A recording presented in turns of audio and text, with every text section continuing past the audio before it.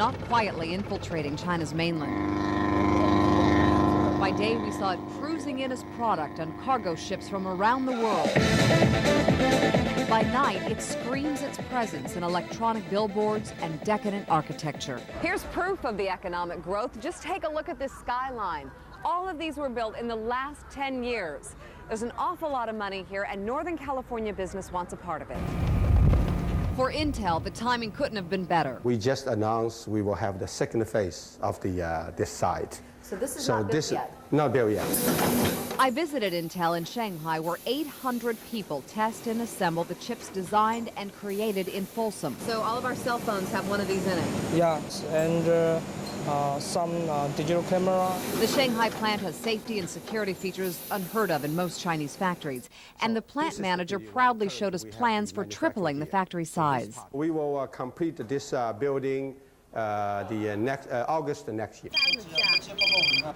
It's all because of this. 20 million Chinese own cell phones, and Intel predicts that number to quadruple in 3 years. My photographer and I couldn't walk through a marketplace without seeing dozens of cell phone shops and kiosks. The guy on this cell phone is an entrepreneur from Davis who was on the trip. So this is the core production process. Eric Ryan saw the potential in China even before many large companies. There are actually 3 cells of equipment here that we sold or installed here a year ago. And they're making the front engine cover and the upper and lower intake manifold for the Buick vehicle. You don't want to just be profitable here. Chinese sort of couch things in it being a social mission as well. Not only does Eric speak the language, but he understands the cultural nuances that discourage other Western business people. It's very difficult to make your very first sales in China, but once you do that and the Chinese are successful and have a comfort level with the technology, then it is like an outward spiral. It's much, much easier then to sell your second and third and fourth projects, and so market share actually is gained very rapidly.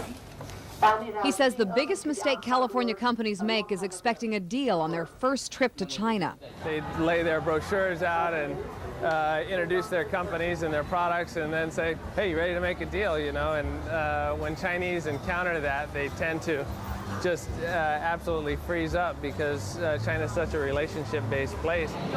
So important are these relationships that Chinese business people are only now pressuring their government to create business law. The Chinese are primarily focusing on developing their country and developing better lives for the Chinese people, and they see the best and fastest path to that as being economic.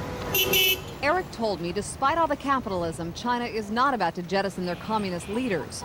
Communism has meant stability, even though it's also meant tension with the West. I think sort of regardless of what's going on between Washington and Beijing, the business communities on both sides are working as hard as possible to continue to forge those relationships and develop more cooperation.